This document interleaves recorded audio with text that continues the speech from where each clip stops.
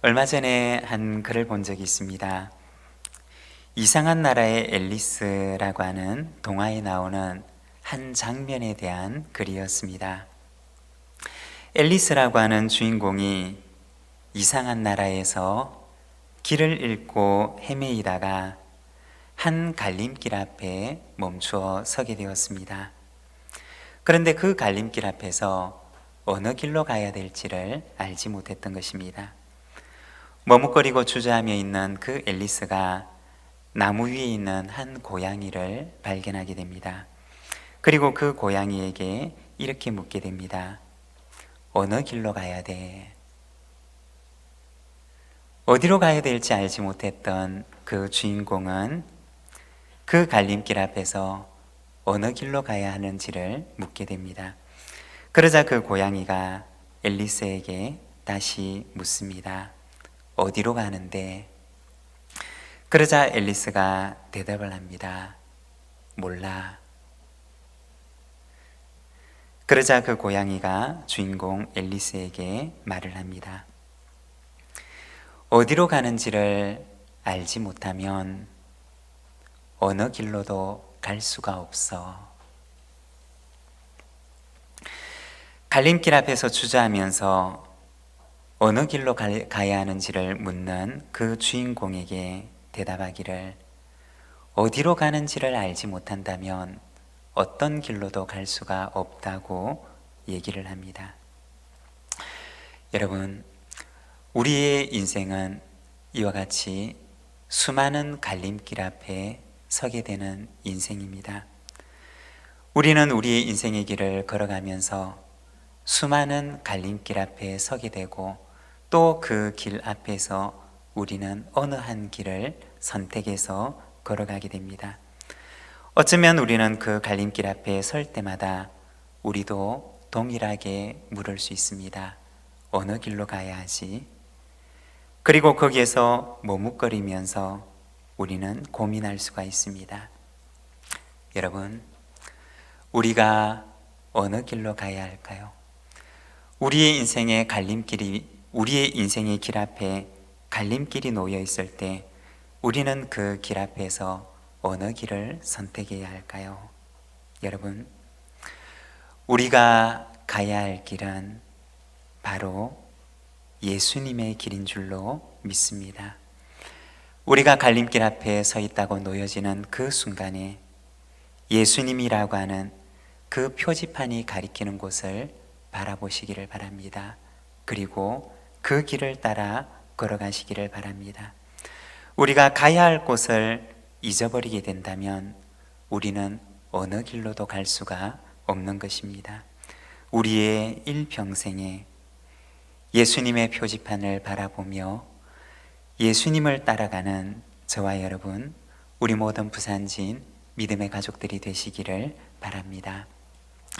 오늘 우리가 읽고 있는 빌립보 2장 말씀에서는 잠시 길을 잃은 빌립보 교회 성도들에게 바울이 편지하는 것을 보여주고 있습니다.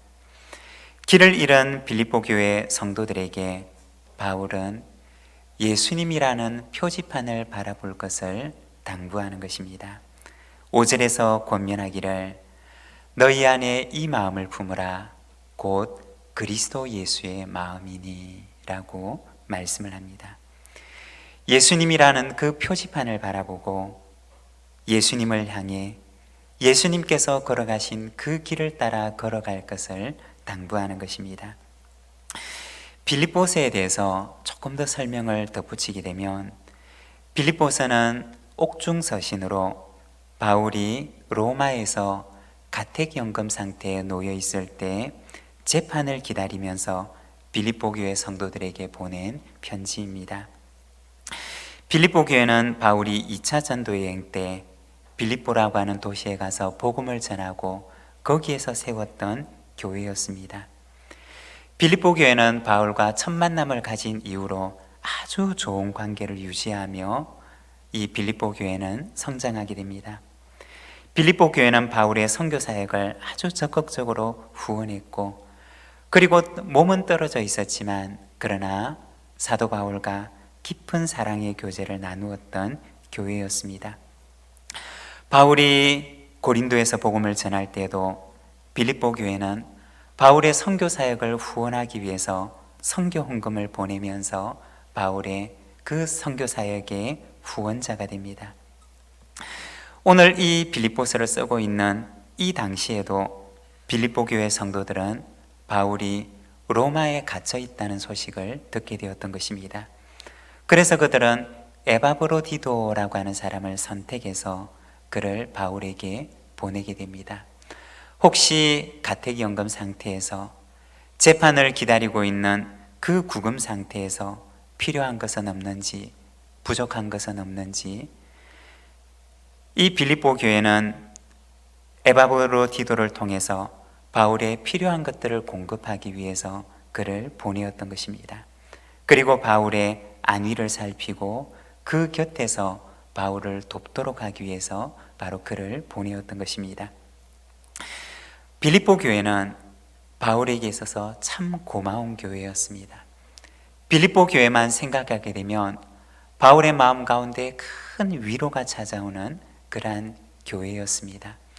아마 바울은 로마에서 구금 상태에 놓여 있었지만, 그러나 빌립보 교회가 보내었던 그 에바브로디도의 방문을 받고서 마음에 큰 위로를 받게 되었을 것입니다. 바울은 이러한 빌립보 교회에 편지를 보냅니다. 자신의 안부를 전하고, 그리고 빌립보 교회에 그 사랑과 섬김에 대한 감사한 마음을 전하기 위해서 이 편지를 적었던 것입니다. 그리고 이 편지를 보내게 되었던 또 한 가지 이유가 더 있었는데, 그것은 바로 빌립보 교회가 바울이 떠나 있는 동안 잠시 그들의 마음이 영적인 길을 잃게 된 것을 보고서 그들을 그리스도 안에서 다시 바르게 세우기 위해서 이 편지를 보내게 되었던 것입니다. 바울은 오늘 우리가 읽었던 이 빌립보서 2장의 말씀을 통해서 빌립보 교회 성도들이 다시 예수를 바라볼 것을 권면합니다. 예수님을 바라보고 예수님을 깊이 묵상하며 예수님의 마음을 그들 마음 가운데 다시 품을 것을 그들에게 권면했던 것입니다. 그러면서 사도 바울은 예수 그리스도의 성육신에 대해서 말씀을 합니다. 여러분, 오늘날 우리의 교회가, 그리고 오늘날 그리스도인이, 우리 성도들이 돌아가야 할 곳이, 다시 돌아가야 할 곳이 있다면 어디일까요? 그것은 바로 예수 그리스도이십니다. 예수 그리스도의 그 성육신의 신비 가운데로 우리가 다시 돌아가야 합니다. 오늘은 우리가 성육신, 종이 되다 라는 제목을 가지고 우리가 이 말씀을 잠시 함께 묵상하고자 합니다. 교회는 12월이 되면 성탄절을 기다리는 대림절의 기간을 맞이하게 됩니다. 다시 오실 예수 그리스도를 기다리며 예수 그리스도의 이 땅에 오신 예수 그리스도를 깊이 묵상하는 시간을 가지게 됩니다.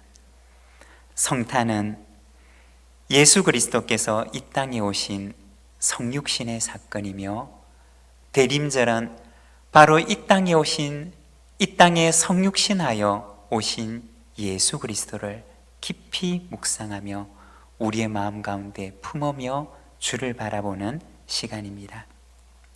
오늘 우리가 읽었던 말씀 6절과 7절의 말씀을 우리가 자막을 보면서 함께 읽겠습니다.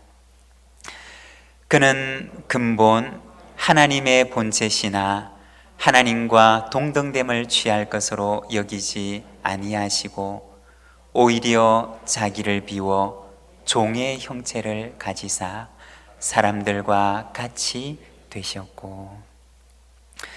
오늘 우리가 읽었던 이 본문 말씀 7절에 보면 예수님의 성육신을 또 다른 말로 표현을 하는데, 종의 형체를 가지사 라는 말씀으로 표현을 합니다. 예수님의 성육신을 종이 되셨다라는 말씀으로 이야기하는 것입니다. 오늘은 우리가 종 되신 예수님에 대해서 묵상을 하면서 예수님은 어떠한 종이 되셨는가 우리가 함께 묵상하고 또 우리 안에 기도의 제목을 가지는 이 시간이 되기를 원합니다. 예수님은 어떤 종이 되셨을까요? 먼저 첫 번째, 예수님은 낮춤의 종이 되셨습니다. 8절의 말씀을 보면 사람의 모양으로 나타나사 자기를 낮추시고 죽기까지 복종하셨으니 곧 십자가에 죽으심이라고 말합니다. 예수님께서는 어떤 종이 되셨느냐? 오늘 우리가 읽었던 이 본문 말씀에 보면 예수님께서는 자기를 낮추시는 종, 낮춤의 종, 낮아짐의 종이 되셨다고 말씀을 하십니다. 사도 바울이 이 낮춤의 종, 낮아짐의 종으로 오신 예수님을 바라볼 것을 권면했던 이유는 그들의 마음이 그들이 가야 할 길을 잃고 그들의 마음이 너무나 높아져 있기 때문이었던 것입니다. 그래서 오늘 본문 바로 앞에 나와 있는 빌립보서 2장 3절에 보면 아무 일이든지 다툼이나 허영으로 하지 말고 오직 겸손한 마음으로 각각 자기보다 남을 낮게 여기고 라고 말씀을 합니다. 다툼이나 허영의 마음으로 경쟁심의 마음으로 하지 말고 그들의 마음을 낮추어서 이 땅에 성육신하여 오신 예수 그리스도를 바라볼 것을 권면했던 것입니다. 여러분, 때로는 우리가 우리의 인생의 길을 걸어가다가 길을 잃을 때가 있습니다. 갈림길 앞에 서서 어디로 가야 하는지 우리가 그 길을 잃어버릴 때가 있습니다. 그러나 우리가 어디로 가야 하는지를 알지 못하면 우리는 어떤 길로도 갈 수가 없다는 것입니다. 여러분, 우리가 가야 할 길은 바로 예수의 길인 줄로 믿습니다. 예수를 바라보고 예수님께서 걸어가신 그 길을 따라 걸어가는 것이 바로 성도의 길이라는 것입니다.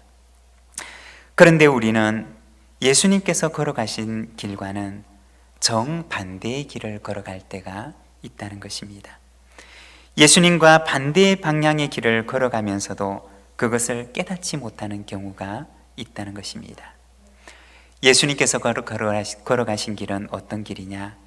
그것은 종의 길이고 그것은 자기를 낮추시는 낮아짐의 길이라는 것입니다. 언젠가 한 TV 프로그램에서 아주 인상 깊은 인터뷰를 보았던 적이 있습니다. 카이스트 총장을 맡고 계셨던 그 분의 인터뷰였는데 이분이 카이스트 총장이 되고 나서 제일 먼저 했던 일이 있다고 합니다. 자신의 집무실에 가서 그 집무실에 있는 카이스트 학교의 그 조직도가 그려져 있는 그 액자를 그 방에 거꾸로 걸어 놓았다라고 하는 이야기를 본 적이 있습니다. 여러분 생각을 해보십시오. 집무실에 조직도가 있는데 그런데 그 조직도를 거꾸로 돌려놓아서 그것을 걸어 놓은 것입니다. 보통 일반적인 조직도는 제일 위에 그 조직의 가장 수장이 되는 학교에서는 총장이 있고 그리고 그 아래로 내려가게 되면서 학교의 각 부서와 기관들이 위치하게 됩니다. 그런데 이분은 총장으로 임명을 받고 그 집무실에 가서 가장 먼저 했던 일이 그 조직도를 거꾸로 걸어 놓았던 것입니다. 그분의 마음은 만일에 총장이 가장 낮은 마음으로 학교의 교수님들을 섬기게 되면 그 교수님들은 또 똑같은 마음을 가지고 학생들을 섬기게 될 것이고, 만일에 이러한 마음으로 학교가 세워지게 된다면 그 학교는 정말 미래가 있고 희망이 있는 학교가 될 것이라는 그 신념을 가지고 그렇게 했다는 것입니다. 세상은 모두가 다 꼭대기에 서기를 원합니다. 가장 높은 곳으로 올라가서 그 꼭대기에 서기를 원하는 것이 바로 세상 사람들의 마음입니다. 그렇지만 예수님께서 걸어가셨던 길은 그와는 정반대의 길이셨던 것입니다. 가장 꼭대기에 계셔야 되는 그분께서 가장 낮은 곳으로 내려오셨던 것이 바로 예수님께서 걸으셨던 길이라는 것입니다. 종처럼 가장 낮은 자리로 내려오시는, 자기를 낮추시는 낮아짐의 길을 걸으셨던 것이 바로 예수 그리스도의 길이라는 것입니다. 사랑하는 여러분, 성탄을 기다리며 대림절을 맞이하는 여러분, 우리는 오늘 어떤 길을 걸어가고 있으십니까? 예수님께서 걸어가신 그 길과 같은 방향의 길을 걸어가고 있으십니까? 아니면 우리는 예수님을 등져서 반대 방향의 길을 걸어가고 있으십니까? 다시 오실 주님을 기다리며 이 대림절을 맞이하는 저와 여러분의 길이 예수님께서 걸어가신 그 길을 바라보며 우리도 함께 그 길을 따라 걸어가는 예수의 제자가 되는 저와 여러분, 우리 부산진 모든 믿음의 가족들의 삶이 되시기를 바랍니다. 그리고 두 번째, 예수님께서는 사랑의 종이 되셨습니다. 8절의 말씀을 보면 사람의 모양으로 나타나사 자기를 낮추시고 죽기까지 복종하셨으니 곧 십자가에 죽으심이라고 말씀합니다. 여기서는 예수님의 성육신의 삶에 대해서 말씀을 하는데 죽기까지 복종하셨다라고 말씀을 합니다. 종의 모습을 입고 오셔서 종처럼 복종하되 죽기까지 복종하는 삶을 살아가셨던 것이 예수 그리스도의 성육신의 삶이었다는 것입니다. 갈라디아서 5장 13절 말씀을 우리가 자막을 보면서 함께 읽겠습니다. 형제들아, 너희가 자유를 위하여 부르심을 입었으나 그러나 그 자유로 육체의 기회를 삼지 말고 오직 사랑으로 서로 종노릇 하라. 이 갈라디아서 말씀을 보게 되면 사도 바울은 우리에게는 모든 것을 할 수 있는 자유가 있지만 그러나 종이 되라고 권면을 하고 있습니다. 바울이 왜 그렇게 권면을 했느냐? 그것은 예수님께서 그렇게 사셨기 때문이라는 것입니다.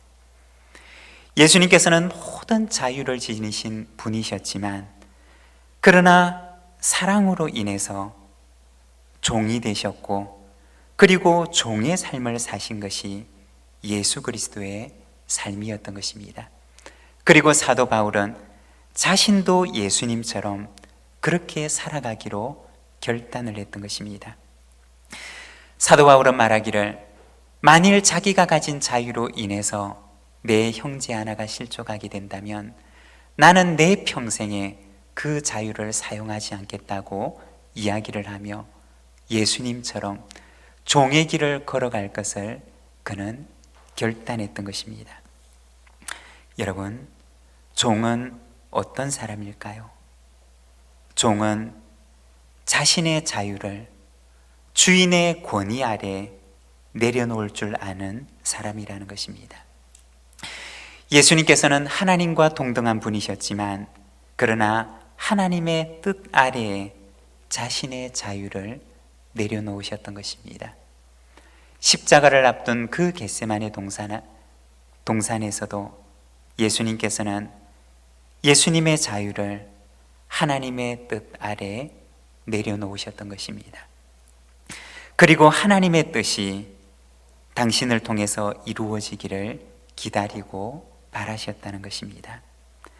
갈라디아서에 보면 바울은 갈라디아 교회 성도들에게 말하기를, 여러분이 모두가 다 자유를 위하여 부르심을 입은 사람이지만 그러나 나는 여러분에게 권면하기를 오직 사랑으로 서로 종이 되십시오 라고 권면을 합니다.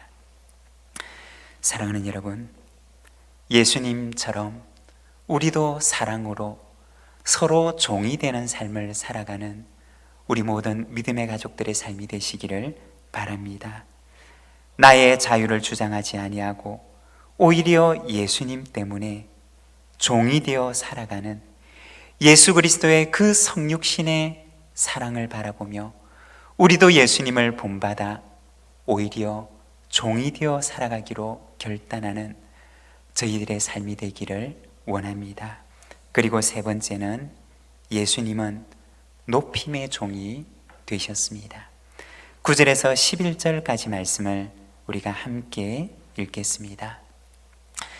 이러므로 하나님이 그를 지극히 높여 모든 이름 위에 뛰어난 이름을 주사 하늘에 있는 자들과 땅에 있는 자들과 땅 아래에 있는 자들로 모든 무릎을 예수의 이름에 꿇게 하시고 모든 입으로 예수 그리스도를 주라 시인하여 하나님 아버지께 영광을 돌리게 하셨느니라.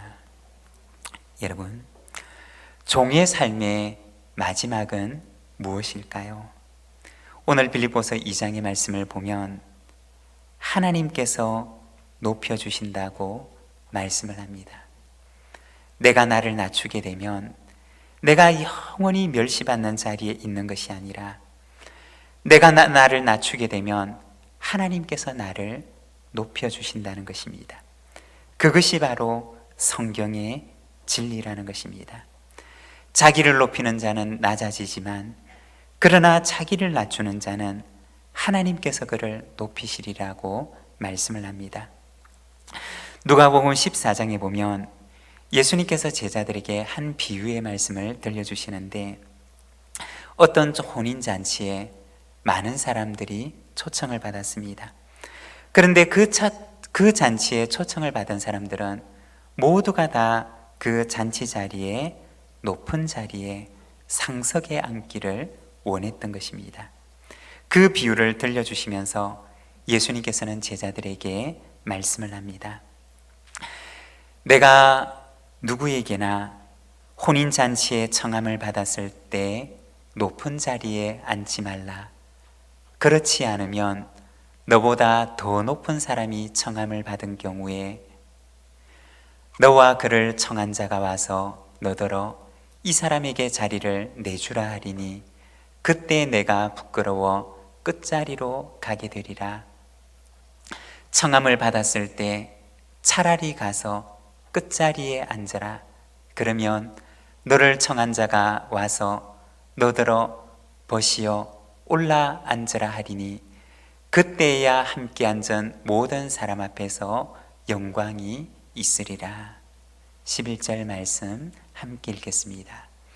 무릇 자기를 높이는 자는 낮아지고 자기를 낮추는 자는 높아지리라. 아멘. 스스로 높은 자리를 앉게 되면 부끄러움을 당하게 될 것이지만 스스로 끝자리에 앉으면 주인이 그를 더 귀한 자리로 초청하리라고 말씀을 하십니다. 종이 스스로를 낮추게 되면 영원히 멸시받는 자리에 있는 것이 아니라 주인이 그를 높여주리라고 말씀하는 것입니다. 예수님께서는 낮춤의 종으로 낮아짐의 종으로 오셔서 사랑의 삶을 살아가셨습니다. 그리고 섬김의 삶을 살아가셨습니다. 그러나 빌립보서는 말하기를 하나님께서 예수님을 지극히 높여 모든 이름 위에 뛰어난 이름을 주셨다고 말씀을 합니다. 이 말씀은 바로 빌립보 교회의 모든 성도들을 향한 권면의 말씀이며 예수를 따라가고자 하는 모든 이를 향한 말씀이라는 것입니다. 사랑하는 여러분, 자기를 낮추면 하나님께서 그를 높이시는 줄로 믿습니다. 빌립보 교회는 유럽 지역의 첫 선교의 열매가 되었고 바울의 선교의 동력자가 되었고 그리고 바울에게 큰 위로와 기쁨이 되었던 교회였습니다. 그렇지만 그들은 어느 날 잠시 그들의 길을 잃게 됩니다. 갈림길 앞에서 어디로 가야 할는지 모른 채 주저하며 서 있게 됩니다. 바울은 그들에게 묻습니다. 어디로 가십니까? 어디로 가는지 아십니까? 예수님을 바라보세요. 예수님의 성육신을 바라보세요. 자기를 낮추시고 죽기까지 복종하신 종으로 오신 예수님을 바라보세요. 하나님께서 예수님을 지극히 높여주셨습니다. 사랑하는 여러분, 우리의 인생의 다름질이 끝날 때까지 종의 몸을 입고 성육신하셔서 이 땅에 오신 예수 그리스도를 바라보며 섬김의 삶을, 사랑의 삶을, 종의 삶을 살아가는 저와 여러분, 우리 모든 믿음의 가족들이 되시기를 바랍니다. 기도하겠습니다.